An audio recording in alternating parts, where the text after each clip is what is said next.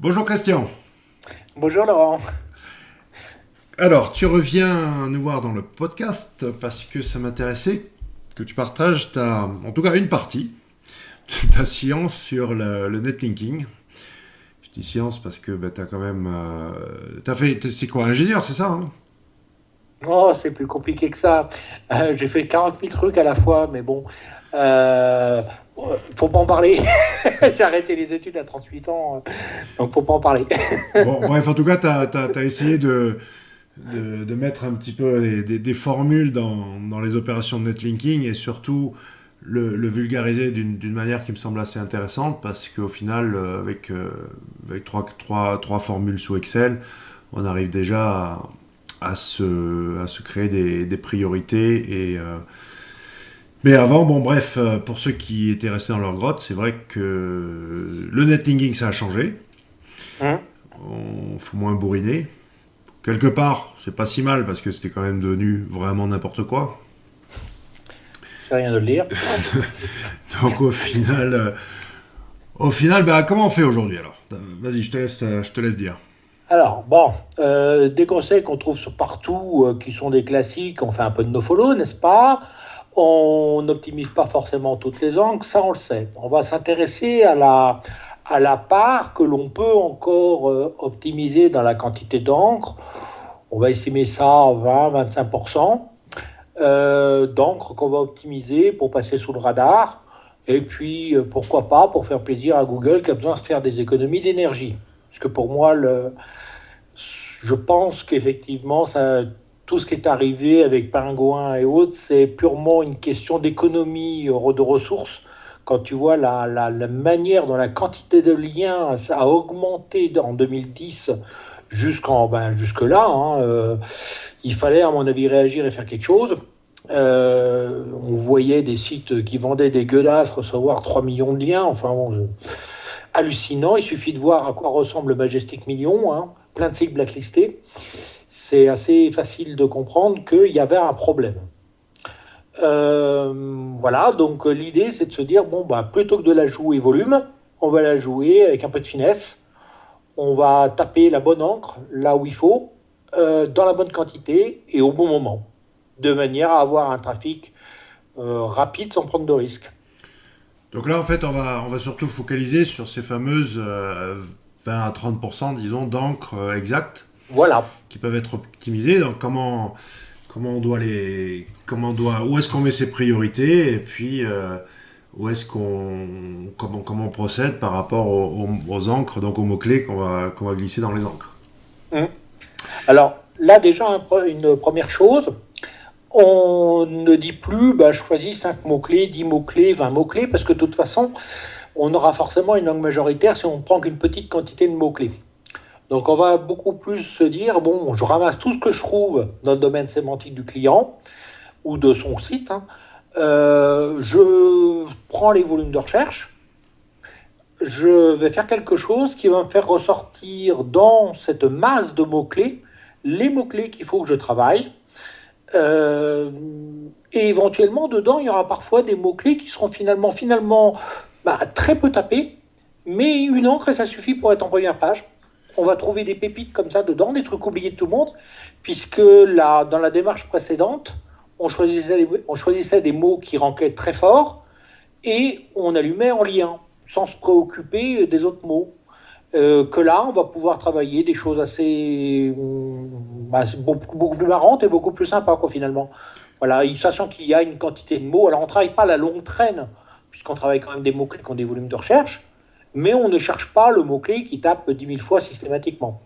Ouais, parce que, enfin, si toi, t'adores ça, et si je ne m'abuse, tu travailles sur des listes de plusieurs dizaines de milliers de mots-clés. Ça m'arrive. Là, récemment, 65 000 sur un site e-commerce. Bon, en même temps, il y avait la matière, hein. Voilà, mais bon, c'est une première liste. Après, on élimine, et puis ce qui reste, il en reste à peu près 10 000. Et sur ces 10 000, les priorités, c'est 18 mots, mais 18 mots bien. Ouais, mais je crois que tu m'avais dit c'est sur le référencement, non? C'était une liste Oui, de oui. 18 ou 20 000, non? Un truc comme ça? Non, 65 000 au 65 départ. 000 aussi sur le référencement. Bah, dis donc. Bon, j'avais récupéré tout ce que j'avais pu trouver. Alors, sur notre site de référencement, on est parti sur une liste de 1 800. Là, je parle d'un site de client où on a eu 65 000 comme mots-clés en matière.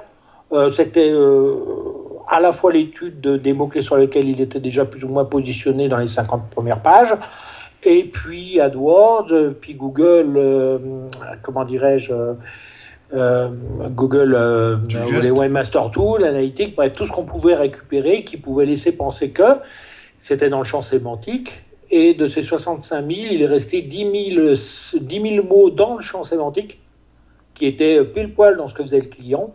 Bon, une boutique, c'est assez facile, à 500 bars, et on a donc travaillé cette liste de 10 000. D'accord.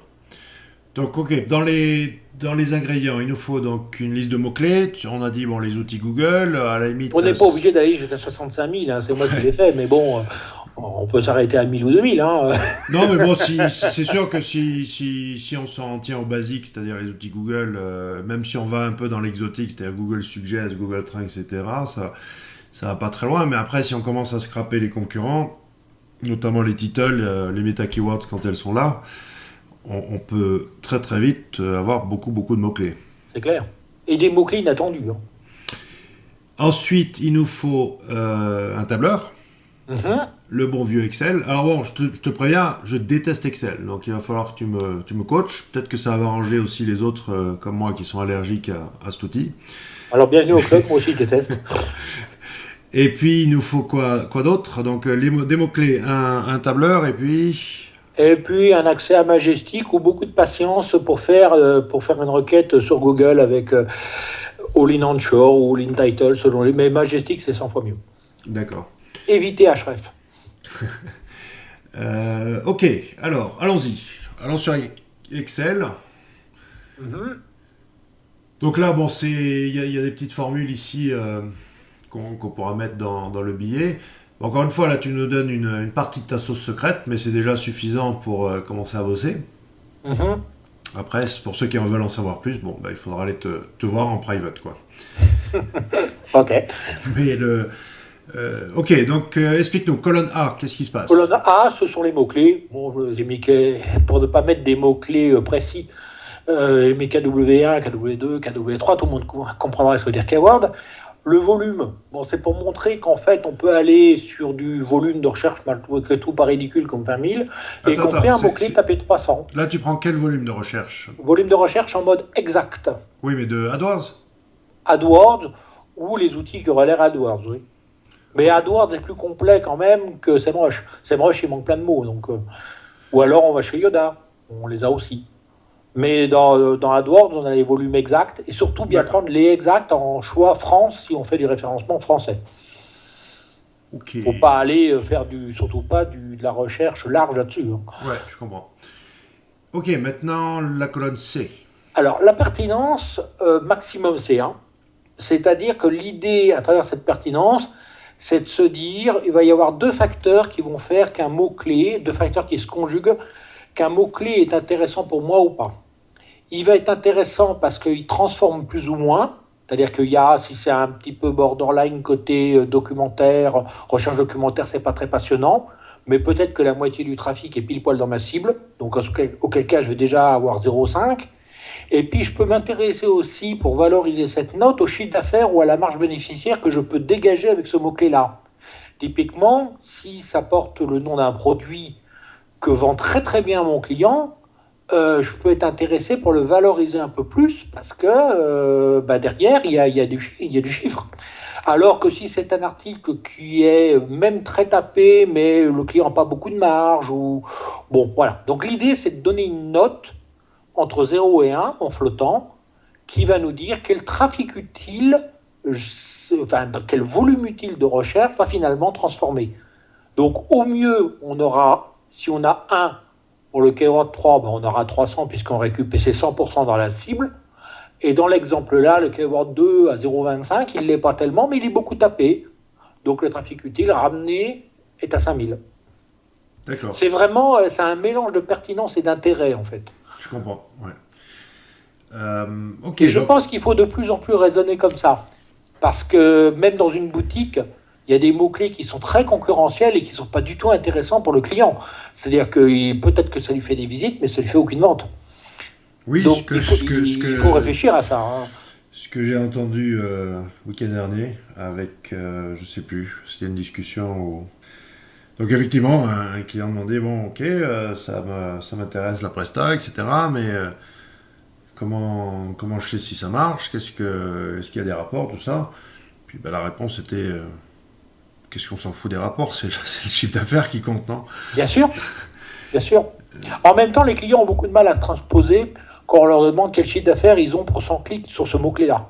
Ils ont beaucoup de mal, mais on peut les aider un peu. On peut aussi l'extrapoler. Il faut s'intéresser pas seulement aux chiffres, mais aux marges. Il y a des produits qui ont plus de marge que d'autres. Bah, ça va même plus loin. Moi, j'ai vu aussi des cas où c'était en fonction du volume d'achat auprès du fournisseur, Mhm. ben, la Oui, marge augmentait puisque le prix d'achat a diminué. Donc, ça peut aller très loin, ce critère de pertinence. Effectivement, il n'y a pas besoin de s'en tenir simplement à, ok, il y a plus de demandes ou je vends plus de ceci. On peut fouiner et faire des choses un peu plus intelligentes. Mhm. Alors, ta sauce secrète commence dans la colonne D.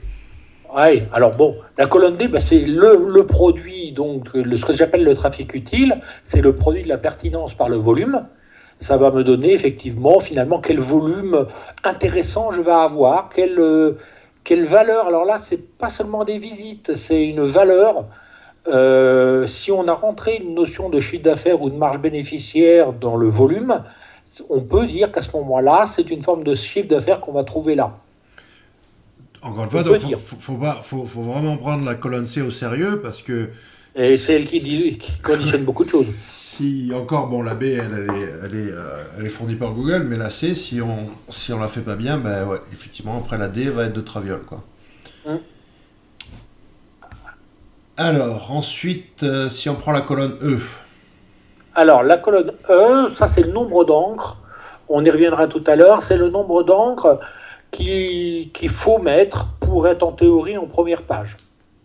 Alors, on peut l'utiliser, on peut avoir une approximation assez juste avec Majestic SEO au premier coup d'œil, mais l'idée c'est de se dire que on ne veut pas mettre 10 000 encres avec si 5 suffisent.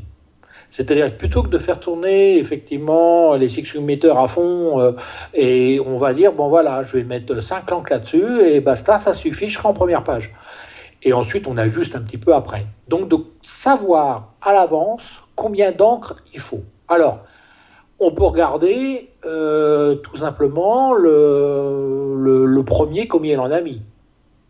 Bon, s'il en a mis un peu trop, il va se faire dégager. C'est ce qui est arrivé sur le mot-clé dont on a parlé tout à l'heure. Le premier était un petit peu trop fort, il s'est fait dégager par Pingouin. Bon, c'est super, tout le monde gagne une place. Et donc l'idée, c'est vraiment d'y aller mollo là-dessus, de viser, en fait, de dire, voilà, je veux être quelque part en première page. Une autre technique peut être de dire, je vais compter tout simplement avec All-in Title ou All-in Onshore, voir combien j'ai de résultats dessus. Ça peut effectivement, sachant qu'il y a 10 peut-être 10 concurrents qui vont chercher à se référencer dessus, si je divise par 10, j'aurai très probablement ce qu'il faut pour être quelque part en première page. Je peux me servir de Majestic, qui avec le Keyword Checker fait la même chose, avec un avantage et un inconvénient. L'avantage, c'est qu'il va donner la... Quand on a à la fois le mot-clé dans le title et dans une encre compris dans la page. Donc ça veut dire que c'est un mot-clé vraiment travaillé. Il a un inconvénient, c'est qu'il traite toutes les langues pareilles. Donc si on a un mot anglais, on va avoir une pollution. ouais. Bon, si tu veux par exemple connaître le nombre d'angles qu'il faut pour netlinking, c'est aussi bien utilisé dans le monde anglo-saxon que dans le monde français. Et donc le nombre qu'il te donne, c'est la planète entière. Bon. Ouais, par contre, avec les opérateurs Google, autant avec All In Title, bon, moi j'ai mes volumes, tu vois, pour du basse concurrence, moyenne ou haute concurrence, mais après avec All In encore, là, c'est plus compliqué parce que bah, il y a des notions de puissance de la page qui vont jouer. Bien sûr, mais ça, on le voit après. Alors il faut savoir que quand même, globalement, la puissance de la page sur laquelle on va mettre le lien va intervenir plus tard, parce qu'on part du principe que sur la masse d'encre qu'ont mis nos confrères, il n'y a forcément pas que des spots bons. Donc en fait, on va avoir une moyenne. Sur certains mots, peut-être qu'il va descendre en qualité, mais globalement, quand il faut 50 ans pour être placé, bon, très probablement, les gens n'ont pas mis que sur le PR7, quoi. Bien sûr, ouais. Donc globalement, ça fait une moyenne. C'est après, quand on va placer les encres, qu'on va dire si on a placé une encre ou un petit peu moins d'une encre parce que le spot n'est pas terrible. Voilà. C'est après qu'on va faire intervenir ce raisonnement-là. Au départ, on part du principe que les spots se valent. Bon, C'est une moyenne. de toute façon, on est plus parti pour un marathon que pour un sprint dans cette stratégie. Faut y aller plutôt par vague que tout déployer d'un coup, comme tu disais tout à l'heure. On y va effectivement progressivement, on descend le classeur ligne par ligne en fonction des mots-clés. On a un classement de priorité qu'on va voir un petit peu après, qui permet de faire ça très bien. On laisse venir, et éventuellement on ajuste un petit peu. Mais nous, on a placé un site de notre propre site de référencement il y a 7 mois. On a 100 mots-clés en première page. Bon, on peut faire pire. Bon, Et je fais pas que ça, hein. Et il n'y a rien qui est bourriné, hein. on pourra revenir sur cette colonne tout à l'heure, mais continuons de dérouler la chose. Donc Alors, maintenant, poser. Alors, ça, c'est les angles que finalement j'ai posés. Donc, effectivement, du coup, je vais pouvoir en déduire la colonne d'après, ce qui reste à poser. Voilà. C'est une simple soustraction. Si il me faut 4 angles, que j'en ai posé 2, ben, il m'en reste 2. C'est une simple calcul arithmétique, sachant que la priorité va se faire sur ce qui reste à peser. C'est-à-dire que l'ordre dans lequel je vais travailler les mots-clés va dépendre de ce qui me reste à faire. Je comprends. Voilà. Plutôt que ce qu'il y a à faire en tout. Si on se met sur la colonne E, on s'aperçoit que on gère un peu en pratique. Alors bon, je pourrais pas tout expliquer, ça on va partir sinon dans une longue discussion, mais enfin on s'aperçoit que utiliser dans les priorités ce qui reste à faire est plus malin que ce qu'il y a eu à faire au début. Ah ouais, Ouais. d'accord. Typiquement, en gros, il te manque une encre pour franchir le seuil de la première page. Ça vaut le coup de la placer avant. Ouais, Cas typique. ouais, ouais. Si vraiment on a visé le milieu de la première page, si effectivement il reste une encre et puis à la clé, tu as un truc qui est tapé 1600 fois, bon, il faut la mettre avant. Donc tu la mets, ton mot-clé passe en priorité un petit peu avant, et voilà.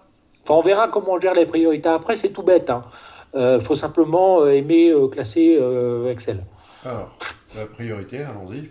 Alors, la priorité, c'est le but, c'est de dire que chaque fois on va utiliser ce tableur Excel, il va être trié par ordre de priorité les priorités les plus fortes en haut. Donc, chaque fois qu'on va vouloir mettre un spot, on va regarder en fonction de ce que l'on écrit, quelles sont les encres en partant du haut qui peuvent convenir avec la priorité la plus forte possible. La priorité, elle se calcule très simplement. On divise le trafic utile par le nombre d'encres qui reste à poser. Finalement, on a un petit peu le volume que l'on peut espérer à l'échelle d'une encre, d'une seule encre, d'une encre unique. C'est-à-dire que dès lors qu'un mot-clé, en fait un mot-clé qui est tapé 10 000 fois où il faut 15 000 encres, je ne suis pas sûr que ce soit bénéfique. Si par contre un mot-clé est tapé 1000 fois qu'il faut 3 encres, le ratio est beaucoup plus intéressant et c'est plus malin de commencer par lui. Donc chaque fois qu'on a fini de faire un poste, on reclasse le tableur par les priorités et en fait petit à petit on pose ses encres, on se fait sa petite vague comme ça et ensuite on passe, on continue, on ajuste un petit peu mais normalement ça suffit pour arriver en première page, ensuite on ajuste au tir, tout doucement. Donc, Donc la priorité c'est vraiment le volume qui se cache derrière une encre, le fait de poser une encre. ouais. Et ici, donc maintenant, bon, je pense la seule colonne qui reste un petit peu compliquée, ça reste cette colonne E. C'est-à-dire que Ah, si les gens veulent... bon, honnêtement, cette colonne E, moi, c'est plutôt à l'instinct ou même pas, à la limite. Comment je conseille, moi, c'est de procéder en se disant, bon, ben, c'est par rapport aux ressources. Je crée, mettons en mode agressif, allez, 10-15 liens par semaine. Bon, puis au bout du compte, ben, je vais bien voir après combien il me reste à en faire pour arriver à mes résultats. Toi, ce qui est bien, c'est que ça permet en amont de savoir Ouais. un petit peu où on va. Mais ce volume d'encre, tu peux te baser sur ce que les autres ont fait et où ils sont. Par définition, si tu prends le premier, le troisième et le huitième dans une page, tu fais une moyenne arithmétique du nombre d'encres qu'ils ont posé. Tu fais ça par Majestic, tu peux le faire aussi par un logiciel qui va chercher les données, qui te ramène les pages qui sont positionnées dans Google. Tu fais la moyenne de la première position, de la troisième position et de la huitième position. Tu regardes donc du coup automatiquement si le premier se détache beaucoup, si le troisième a beaucoup travaillé et sur le huitième travaille beaucoup. Si tu fais la moyenne arithmétique que de ça, tu sais le nombre d'encres que tu vas placer toi pour atterrir quelque part en première page. Ok, Sachant qu'après, lorsque tu poses une encre, tu vas te dire, est-ce que mon encre, elle vaut réellement un? ouais, Si tu mets tu fais ça sur un site de CP, même si j'adore pas ça, il faut bien en faire un peu. S'il a un PageRank de 0 ou de 1, qu'il a des mises à jour, qu'il y a beaucoup de succès, donc il y a beaucoup de. Ton annonce reste pas longtemps en première page, donc elle va prendre très difficilement du PageRank. Bon, bah, ça vaut 0,1, ça vaut pas 1. Si par contre tu te mets sur catégorie net ou ailleurs, là tu as du jus, tu as le PR3 dès qu'il y a la mise à jour sur ta fiche. Là, tu peux dire que tu as posé un, quoi. Tu as vraiment posé une encre complète. ouais, Et en ajustant la valeur de l'encre que tu poses, tu sais quand tu as fini. d'accord. Alors, un autre avantage, c'est que Google est très rapide. C'est-à-dire que par rapport à avant, tu attendais 6 mois avant de te voir ton résultat. Que là, tu peux vérifier quasiment 10-12 jours. Enfin, ça dépend peut-être des sites, mais tu as des sites qui sont plus scrollés que d'autres. Mais en pratique, si le site est un petit peu alimenté avec des produits nouveaux, des billets nouveaux, quasiment au bout de 8-10 jours, tu sais ce que ça a donné, quoi. Bah, de toute façon, je veux dire, si tu vois pas ton résultat au bout de 8-10 jours, ça veut dire que le site est pas bien crawlé, donc de toute façon, tu vas arriver à Alors, rien, quoi. c'est un autre symptôme. Enfin, je sais pas toi, mais moi, si une page n'est pas crawlée à une semaine ou 10 jours, Ah ben, elle est c'est quasi un morte, hein. problème. Ouais, C'est un problème. Mais avec les pings, ça aide. Hein. Si tu alimentes souvent, c'est pas un souci, ça. C'est pas un souci. Alors après, on peut aussi intégrer le fait, est-ce que le mot-clé seulement se trouve dans la page ou dans le titre? C'est évident que si tu mets un mot-clé qui est tapé, qui est déjà dans ton title, tu auras un petit peu plus de facilité à te positionner dessus que s'il est nulle part dans la page. Mais il faut être prudent parce que à ce moment-là, il faut dire, on peut rajouter une colonne, c'est dans la page ou pas, mais il faut être très prudent sur ce qui est dans les balises title et qu'on link, parce bien qu'on sûr. peut se faire dégager aussi. Donc, comme tu l'as d'ailleurs dit par ailleurs, mettre beaucoup d'encre sur un truc qui est partout dans la page, ça fait un peu gros sabot, quoi. Ouais, ouais, ouais. Bon, enfin, et encore une fois, rappelons hein, que ce n'est que pour les encres optimisées. Il faudrait 70 à 80% de liens qu'on va appeler diluants à côté de ça. Là, c'est vraiment Oui, plus le mode alors sniper, quoi. oui, alors, mais c'est ce qui permet de faire monter précisément. Et on peut lier le nom de domaine, c'est loin d'être bête. On peut lier si, même si c'est un EMD, on peut le lier un peu. Oui, il y a plein de choses, mais malgré tout, moi je reste très prudent sur deux signaux qu'on envoie très clairement à Google quand on essaye de faire naturel, parce que je trouve que c'est le robot est peut-être pas très malin, mais les gens de Google le sont peut-être un peu plus. Quand on met énormément de liens provenant de sites édus ou gouvernementaux sur un site qui vend des godasses, faut pas déconner, il est pas dupe. J'ai vu vraiment dans le Majestic Million, j'ai vu un mec 3 milliards de liens provenant de sites édus. Quelle est la crédibilité je veux dire, il avait une citation flow de 40 et un trust de 2. Bah, tu m'étonnes, il avait beau avoir beaucoup de liens, il était cramé le domaine. Ouais, Donc, si tu veux, il marche plus. Hein. Donc, voilà, donc c'est ridicule. Un lien est dû, un lien. Pourquoi pas, si c'est cohérent. Mais faut pas. Depuis le temps qu'on répète qu'il faut ce genre de lien, Google l'a entendu et du coup, il surveille, c'est-à-dire qu'il faut en avoir peut-être un ou deux, et encore, c'est pas sûr. Voilà. Et c'est moins dangereux, à mon avis, d'avoir un lien vers un vrai site de presse sur BFM ou ailleurs. C'est moins dangereux quand même, à mon avis, parce que c'est plus naturel. Bah, Voilà. Ça, c'est un premier signal. Et puis, un deuxième signal, c'est d'envoyer sans arrêt du lien vers Wikipédia. Ça va 2 minutes, quoi. Ça fait un moment qu'il repère les fiches qu'on voit vers Wikipédia, hein. le truc, oui, c'est ça aussi, c'est que le site au commerce est un petit peu a des vices rédhibitoires qui sont pas très naturels. Donc faire du naturel sur un site au commerce, déjà, pour moi, il y a Ça antinomique. fait tricheur. Ouais. Et je ne crois pas que Google en veuille tant que ça au SEO, mais je pense que quelque part, l'algorithme doit se vexer quand il voit un SEO qui le prend pour un con, parce que quelque part, faut pas être, il faut assumer ce qu'on fait. Moi, je suis parfaitement d'accord sur le fait que ce qu'on fait, c'est de la promotion des sites de nos clients. On fait une promotion dans le moteur de recherche, à l'extérieur aussi. Moi, j'ai 30% de mon trafic seulement qui vient par Google. Le reste, ça vient par des sites référents, par du contact direct, par mes autres sites. Voilà. On assure la promotion de nos sites. Il n'y a aucun mal à faire ça. Ce qu'il y a, il faut le faire bien. Et il ne faut pas essayer de se planquer, de faire semblant, à mon avis, d'être naturel. Il faut l'être, simplement. Oui, bon, ça c'est un autre débat, compliquons pas, si on est parti. Mais, là, on est on n'est pas dans le cas de ce que tu appelles le référenceur transparent, c'est-à-dire qui ne fait pas de lien. On fait du lien. C'est pas vrai faut pas faire de lien, on va en faire, on peut en acheter, on peut faire plein de choses, mais Moi, je ne les effectivement, achète pas, remarque, hein. ouais, tout se paye, hein, mon ami Christian, hein. À un moment ou à un Alors, autre. oui, je dirais qu'à la limite, ça dépend ce qu'on appelle achat. Ça peut être aussi un échange de bons procédés. C'est pas un achat, mais quelque part, euh, quand on fait un deal, tiens, je mets un poste sur toi, puis un jour tu me rendras l'appareil, c'est aussi un achat si on y va par là. Bon. Non, honnêtement, enfin, je sais pas, mais l'achat de lien, ça marche très bien, c'est pas parce que Google Oui, l'interdit.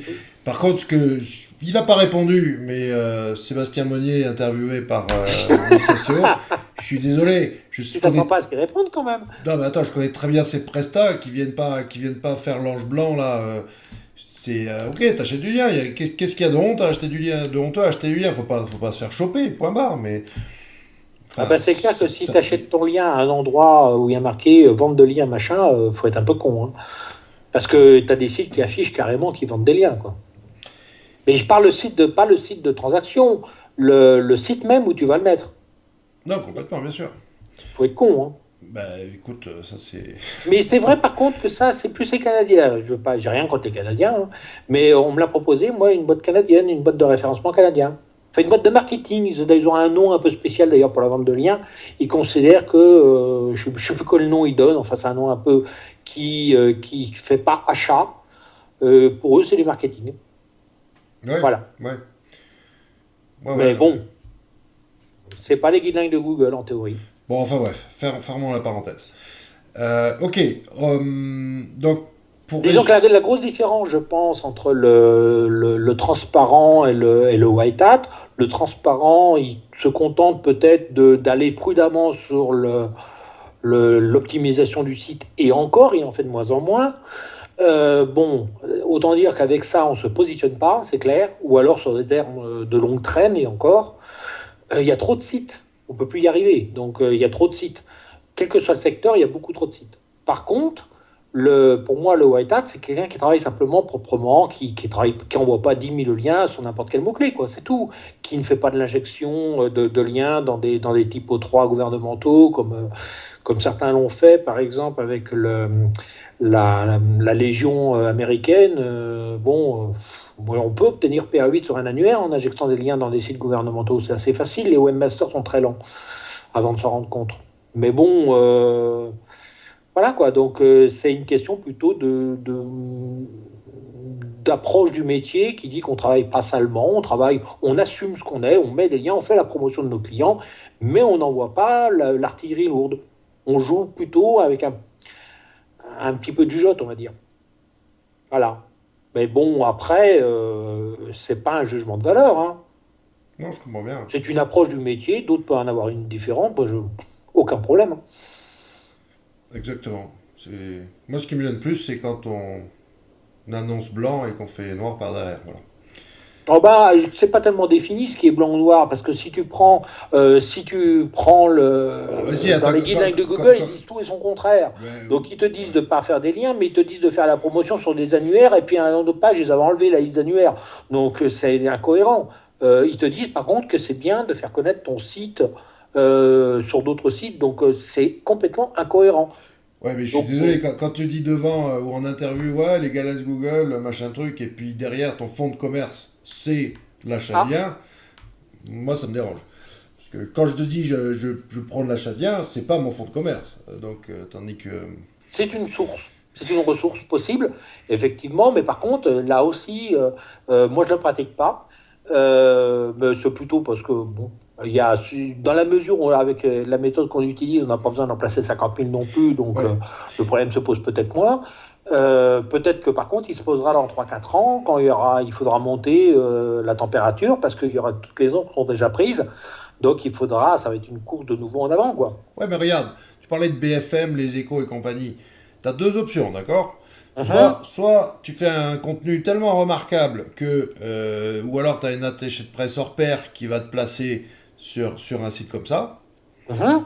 ou alors bah, tu l'achètes le lien, ça peut être, c'est pas obligé de payer directement le service informatique ou autre. Tu achètes une publicité et en échange de cette publicité, ça se pratique dans la presse depuis la nuit des temps.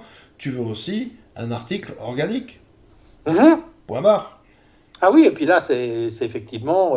Ah mais c'est le commercial qui va se démerder pour trouver le lien. Et crois-moi, il va le trouver, quoi. Ah bah oui, ou alors tu fais, alors pour le coup, le vrai link betting, enfin, vrai link betting, pas tout à fait quand même, sur télécharger.com, qui a un beau pageran, comme tu l'as remarqué, quand on avait sorti notre logiciel de montage photo, on est resté le numéro 3 des téléchargements pendant, je sais pas loin d'un an. On est en page d'accueil. Oui, mais ça, c'est pareil, c'est faire du contenu remarquable. Bah, c'est le Eh oui. logiciel qui leur a plu, Mais quoi, bien sûr, voilà. oui, mais voilà, il faut être remarquable. C'est bien ce que je dis. Et le fait est que, du coup, tu avais le relais sur 01 Maine, tu avais le relais sur RMC Radio, machin et tout, et tous les liens, tu avais tout ça qui arrivait, quoi. Et sans on a fait une chose, on a simplement signalé que ce logiciel existait. Alors, l'idée, ça va peut-être être justement de créer une petite chose, quelque chose que l'on peut mettre quelque part qui va faire causer. Ça peut être une idée, pas un widget, hein, Oui, quelque mais je te dis, chose. on va pas partir dans Voilà. ces. C'est pas le sujet aujourd'hui de faire un site qui claque et de se faire remarquer. Non, on fait du lien, c'est simplement, voilà, t'as une petite méthode. Après, moi je connais aussi tes résultats, etc. Après les gens en pensent ce qu'ils veulent, mais ça marche. Le Ah, fait ma est foi. que ça marche. Donc moi ce qui me plaît c'est ça, c'est simple, ça permet quand même de savoir un peu où on va aller, de jauger la quantité de travail, de pouvoir enfin estimer combien ça va coûter aussi, et puis de savoir où on va. Donc moi ça me plaît bien ta méthode, hein. Après s'il y a d'autres retours, on est toujours intéressé. Mhm. Bien entendu, on va mettre aussi à dispo ton petit slideshow qui est un peu plus tutoriel pour suivre tout ça. Et puis, bah, bien sûr, tu tiens à dispo des gens pour aller plus loin Mhm. s'ils veulent te contacter en privé. D'accord. Est-ce qu'il y avait autre chose? Non, si ce n'est que vive le SEO, c'est pas mort.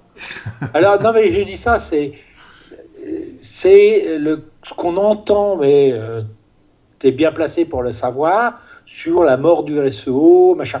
C'est débile, pour une raison très simple. Mais je ne sais pas pourquoi il y a ce climat de terreur, parfois, pas tout le temps. Tant qu'il y a des critères de pertinence, il y aura des choses à faire. C'est logique. Parce que les critères de pertinence de Google vont vers une surenchère de signaux qui ne peuvent plus être naturels pour être en première page. Mais non, mais Christian, C'est tout con. Christian, on retourne vers les fondamentaux. On savait depuis toujours comment il faut faire. On a abusé, on a exploité des faiblesses algorithmiques. Mais je suis désolé, tout ce qu'on vient de dire et tout ce qu'on sait sur comment faire un site et le linker, etc. C'est dans les règles de l'art depuis la fin des années 90 au début des années 2000. On se l'est facilité parce que pourquoi se faire chier alors qu'on peut la faire à l'envers, quoi. Point barre, mais je veux dire, qu'est-ce qu'il y a de mort alors, à partir du moment où tout le monde sera bien optimisé et tout le monde feront des sites extraordinaires et qu'ils feront du contenu tellement remarquable, etc., ok, là peut-être que ça sera mort. Mais honnêtement, il y a alors oui et du... non, parce que si tu as plein de sites remarquables, les gens seront plus, ils seront, ça sera de nouveau nivelé, c'est-à-dire quel site remarquable, comment t'amènes l'information à la personne que ton site est remarquable. Exactement. Tu peux avoir un buzz, mais t'as pas un buzz par seconde. Non, non, complètement, bien sûr. Ça sera après une surenchère, mais effectivement. Donc il y aura d'autres signaux, mais il y aura toujours des choses à faire, puisqu'il est bien obligé, s'il veut rester pertinent, notre ami Google, mais c'est valable pour Bing aussi et d'autres dans d'autres pays, il est bien obligé d'avoir des critères. Donc tant qu'il y a des Ouais. critères, on peut jouer sur ces critères. Et ce qu'il y a, c'est qu'il faut le faire, selon moi en tout cas, on a cette approche, on le fait raisonnablement, on vise pas forcément à la première place. En général, on s'aperçoit que être 3 ou 4, ça coûte beaucoup moins cher sur plusieurs mots-clés que être premier sur un seul. En plus, on est moins dépendant des variations, ce qui est bien. Voilà. Donc après, encore une fois, c'est pas un jugement de valeur. Chacun fait comme il veut. Bon. Mais ça, c'est important ce que tu viens de dire, parce que ce qu'il faut bien, ce que les gens doivent comprendre, c'est que plus on se rapproche de la première position, et plus c'est consommateur en ressources et en tout. Hein. Et c'est même pas rentable. Oui, mais C'est c'est ça. rentable pour le mec qui l'a fait il y a 5 ans et qui encore. Mais maintenant, les lui passer devant, c'est pas cadeau. Hein. Ouais, ouais, ouais. Je suis Parce d'accord. que t'as des types, tu prends le terme référencement par exemple, va aller le cogner, tiens, aujourd'hui. Vu qu'il t'interdit de bouger un cil, de mettre des encres et autres, quand tu vois le nombre d'encres qu'il faut pour y être et le nombre de sites référents qu'il faut pour pouvoir te placer là-dessus, tu te dis que le fait que le mec qui a fait ça il y a 5 ans, à moins de monter une arnaque comme on avait vu, qui avait été dénoncée il y a 2 ans maintenant, sur un gars qui vendait des liens miracles qui permettent aux clients de se référencer, et en fait il faisait un lien vers son site avec le mot référencement, à moins d'utiliser ce procédé-là, mais il a été rétrogradé d'ailleurs. Bon, le fait est qu'il y a des mots qui sont devenus impossibles vu qu'on ne peut plus utiliser les techniques qui étaient utilisées avant. Ouais, quoi que, je sais pas. Et il faut attendre que Google les dégage parce qu'ils jugent que ce qui a été fait il y a 5 ans, c'est tout aussi mal que si on faisait la même chose aujourd'hui. Ah, mais vu qu'il y a personne le travail du coup, mais ça me donne envie. Je vais peut-être tester un petit quelque chose là. J'ai une idée derrière la tête. Faire un petit Je, burn, hein. je vous tiendrai au courant. Bon, en tout cas, écoute, ouais, on est déjà presque à 38 minutes. Donc, Ah, on a décidé de faire court. Hein. on va s'arrêter là pour ce podcast qui devait être très court et qui devait être juste un petit tuto sur Excel. Mais on est tous les deux bavards. Ah, t'as remarqué? En tout cas, merci. Et puis à bientôt. Et puis, ben, oublions pas, oui, j'aurais dû le dire en intro quand même, parce que Human Easy Spinner, c'est aussi toi, quoi. Hein. Donc, Et puis, Human Directory, et oui, et bien l'annuaire sûr, sorti ouais, de ouais. tombe. Oh mon Dieu, et puis oui, bien entendu, l'annuaire dont j'ai été le premier site inscrit. Donc, Ouais. effectivement, mais je mettrai tout ça en lien dans le billet. Un vieux domaine de 98, plus vieux que Google. Ouais, tu m'as promis un PR3 sur ma fiche, hein, d'ailleurs. Alors, d'après les données, non, je t'ai pas Non, non, promis. tu m'as promis, j'ai le mail, tu m'as dit, je te C'est promets. Majestic qui Non, non, je veux me rien dit savoir. que théoriquement, tu as vu le trust, tu es à la limite entre 2 et 3, alors J'en que sais rien, tu débrouilles comme tu veux. ça fait 4 jours que tu affiché là, quoi. Si j'ai pas PR3, je te parle plus. Ah bon, bah, ma foi. Allez, merci Christian. Salut Laurent. Ciao.